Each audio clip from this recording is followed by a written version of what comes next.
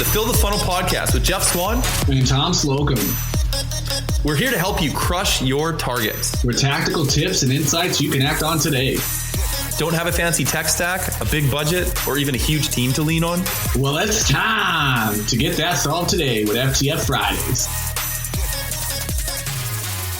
Hey everyone, welcome to Fill the Funnel Fridays with your hosts Jeff Swan and Tom Slocum. Really excited about this topic today because this is a problem that every single BDR/AE team has. It's that realistically, most of you know, the relationship between SDR team and AEs is it's notorious for being adversarial at best. Now, there's several reasons for this, but two of the primary reasons is one side thinks the leads suck. So the AEs think, hey, BDRs are sending over crap leads. They're not qualified. This isn't somebody that's going to turn into an opportunity. So why are you sending it? And then on the other side, the SDRs are mad. Well, hey, I booked the meeting that my boss told me I had to book. Why are you not following up? What the hell's going on? See, the trick is that it's not either side's fault. Both really give a crap about what they're doing. Both want to succeed. SDRs want to give their AE teams leads they can take across the finish line, and AEs want SDRs to send them leads that they can close with. It's what the problem is that it's a lack of clarity and alignment on what represents the actual best leads. So there's a simple way to solve for these pains, and it's called the handoff process. So I'm going to leave it to our boy Tom here to explain what the hell is the handoff, why is it good, and then how to actually execute the thing. Yeah. This was every SDR, BDR can relate to this at any point in their sales career. Not every AE is great, and not every SDR to an AE is great. Some AEs have never even had the luxury of an SDR, right? They don't even know what that means. They've had to own the entire cycle, which has taught them responsibility and owning that entire process. And then there's SDRs that just have had crappy AEs, right? You've booked 300 meetings in the year and you got 100K to your name. And you're like, what the heck? Like, I did my part. And you're right. It comes down to trust, control, and the handoff, right? So when you're looking at, the SDR-AE, you want to bond a really good partnership. It's okay to work together. The goals are the same. You're trying to do the same things. The AE is going to help you, SDR, and SDR, you're going to help the AE. So there has to be trust there. And that's where the handoff plays a huge part. When you're trying to earn the trust of the AE, you have got to make sure that handoff is so clean that they start earning the trust from you, right? I don't just send you over a meeting and never follow up with you and you just end this meeting up on a calendar and go look at the CRM and you'll see the notes, right? Right. What happens? AE jumps on the call and they reintroduce all the questions that the SDR prospected and qualified. Why? That makes for a bad experience, doesn't it? It does, but the notes don't say much in a CRM, right? Maybe you got a couple templates, maybe you collect a few things, but it doesn't tell a story, right? Like an AE wants to know what the heck they're walking into completely. Because if y'all don't know, go learn the responsibilities. Do a ride along with an AE for a day. I did that when I was an SDR. I did an AE for a day. I was on every demo. I watched them for the day and what they were managing and what they were doing. Because when you send a meeting over, it takes a good hour for them to prep for that. Depending on your cycle, the things they need to bring to the call, it takes time. And they want to know if it's worth the time on what you're bringing over. So when you're handing off, I always talk about it like a rocket ship.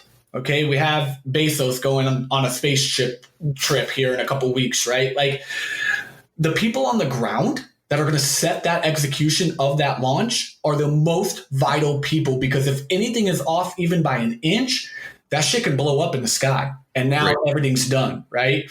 Or it could go off the grid by like 5 centimeters and they don't land where they're supposed to, whatever, right?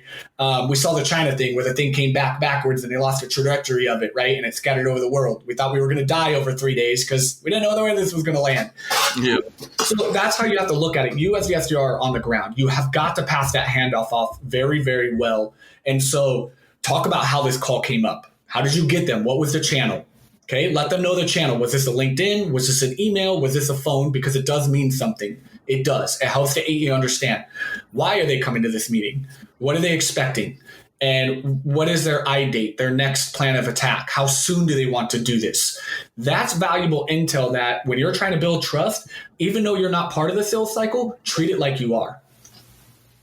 You as an SDR, treat that like you own that sales cycle, even though you're not going to be in the next steps, right? So address those things either way, and then pass off that handoff. Jump on Chatter. Chatter is amazing in Salesforce. If you have that CRM, you could chatter your rep, give them some notes on the call, hit them up on Teams, Slack, shoot them an email even if they're super busy. Hey, book this for you today. This is how it came up. Here's who you're speaking to, and it'll be on this date. Thanks so much. And you'll start to build trust because you give a shit.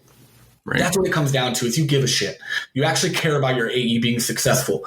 They will then in turn want to make you successful. I'll stop there because I'm going off on tangents. So I'll give you a minute here. No, it's all good, man. This is good stuff. Well, like when you're looking at it from the AE side, I can totally see where that, you giving good notes, you giving good, like the stuff, a chatter message, that kind of stuff.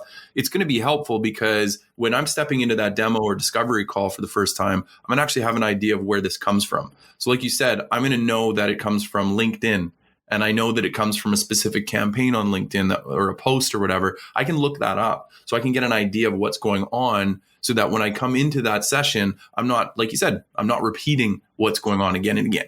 Right? Pissing off the customers, pissing off the SDR, like everything. Right. And so I think there's also, for trust, it goes the other way as well, is that if you are giving excellent notes every time that you hand off something to me and I'm the AE, and I just completely ignore those, even though the notes are there and I ignore them, doesn't that hurt trust too? Absolutely. This is a two-way street. This is trust on both sides, because I've had SDRs when I've managed and I told them to do this process, they've blown up the inbox of the rep and shit doesn't change. But guess what? That gives you data. That gives you documentation to go to your sales leaders and have a discussion about that, right? Versus what most SDRs do and AEs do behind closed doors, they just point fingers with no backup. Oh, they just suck. They're not closing anything. Then the leadership goes and looks and they're like, actually, dude, they're closing at this rate. I don't know where you're coming from with this, right? So It's trust on both ends. At AE, respect that your SDR is giving a shit and they're trying to give you a leg up and support you in that handoff, right? The other thing, SDRs should be on every demo call for the first 5-10 minutes. I don't care what you say. I will never budge on that. As an SDR, you have enough time in your day that in your meetings, be on that first call and make that intro between your AE and the prospect. It is a beautiful experience for the person. And then if you want to jump off after that, go for it. If you want to sit and absorb what the actual call looks like, I highly recommend it. But you got to get back to prospecting. But you are just committed to that meeting in that first 5-10 minutes because you want to make sure both parties know, hey, Jeff, thanks for joining the call today. I got Tom here. He's a phenomenal AE around this vertical, right? Build them up, make them sound awesome, get that transition, and then go on mute and let them ride, right? And let now Jeff take the call and do what he needs to do, right? And then if they don't show up, you're already on the call. We're sitting there for 5 minutes, the person doesn't get on. You can ping me and be like, why don't you just give them a call real quick, see if they can make it. Great, now I can call the prospect, get them into the call. That 10 minutes is very, very crucial, and you should be a part of that handoff. You have to be. Then from there, you can bounce off or stay on, and then you actually know what's going on with the deals. It doesn't hurt to stay on, because when that call wraps up, AEs don't make notes in Salesforce, right? Shots fired.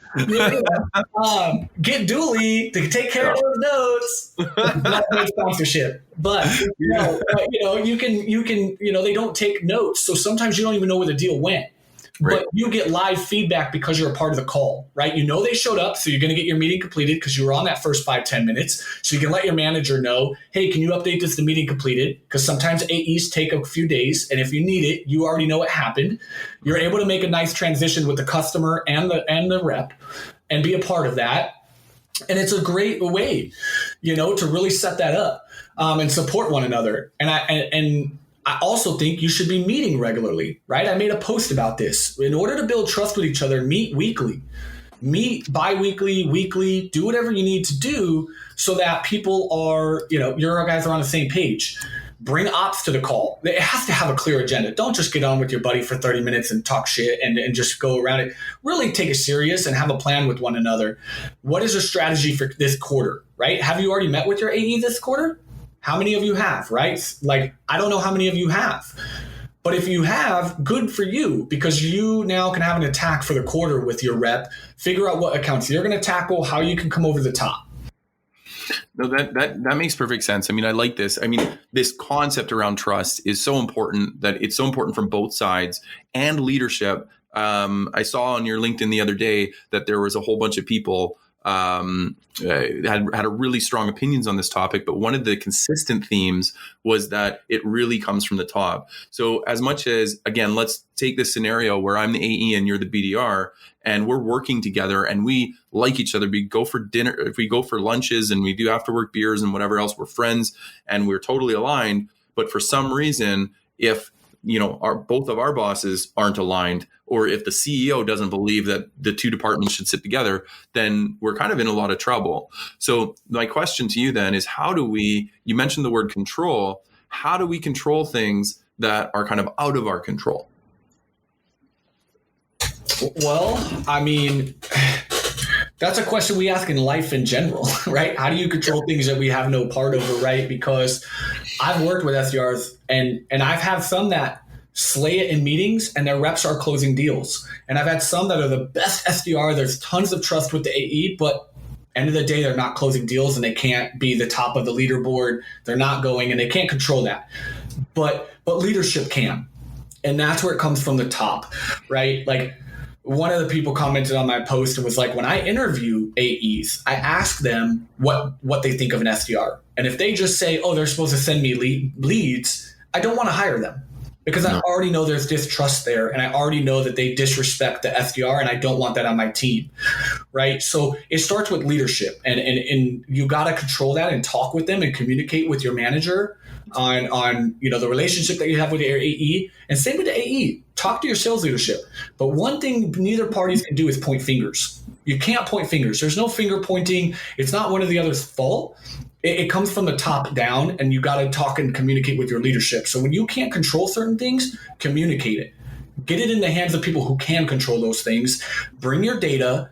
Bring your valid points. Do not be a baby. Don't whine. Don't point fingers. But generally come with a real concern. And when I've done that with my team, guess what's happened? Somebody was let go or moves were made and realignment of reps were made and people got what they wanted, right? Because you have to communicate and give it to the people that can control it. No, and that I really, really like that, is that when you can control, communicate.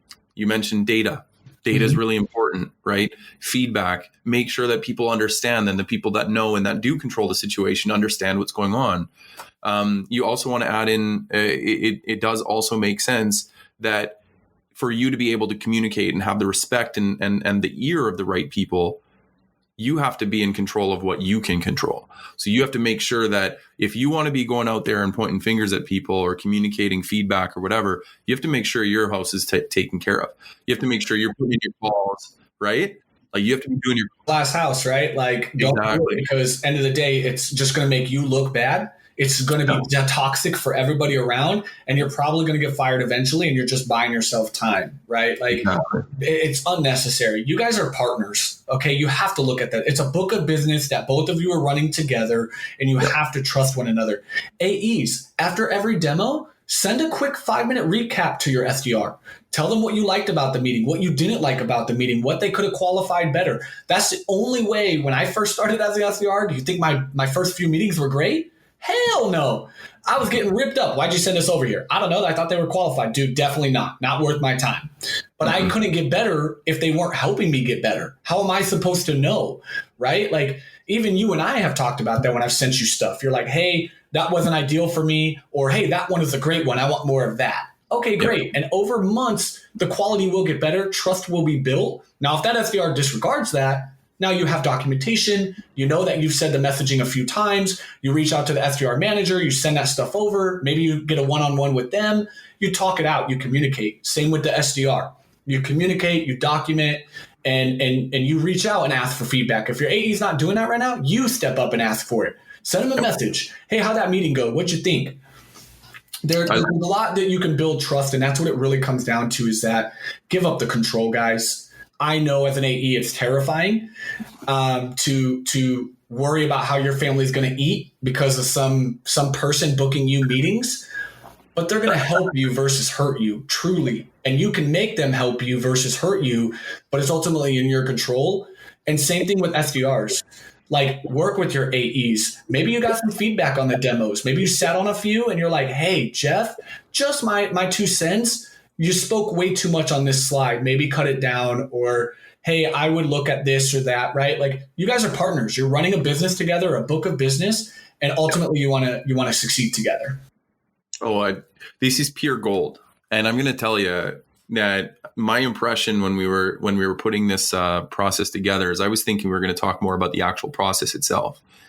But the fact of the matter is, the 2 things that are absolutely vital, regardless of what the process is, regardless of what the leadership is like, whatever, is trust and control. Controlling your own house and communicating so that the people that can control the process can get feedback to actually do what they need to do. But that is kind of the foundation that you need in order to actually do what's really important, and that's to build trust, to build, nurture, and to earn trust, right? Or you could build out your handoff process, right? What is the most trusting things that you guys can give to each other to make that handoff successful, right? And what can you control? What information can you get? And honestly, as my last nugget, if you don't get all the information that's part of your handoff framework, communicate that to your AE. The number one thing you can do is when you fill out your notes in your handoff, if there's anything you couldn't collect, if it was email, phone, relay that to the AE. Hey, I didn't get this information because the call was 4 minutes. I didn't get all of it, but I did get what I can. Let them know, because that builds trust. And they're not pointing fingers saying, well, he missed authority. He didn't get this. You give them the context of why you missed that, and you will build the trust with them 100%. Love that. That's such a good point. And thanks for sharing that last bit of nugget, because it's actually totally worth it.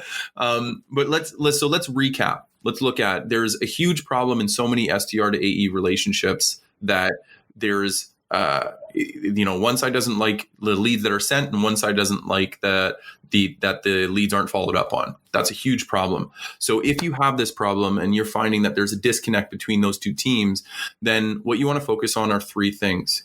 You want to build trust and make sure you foster trust between, if you're the BDR, you're the AE, between each other.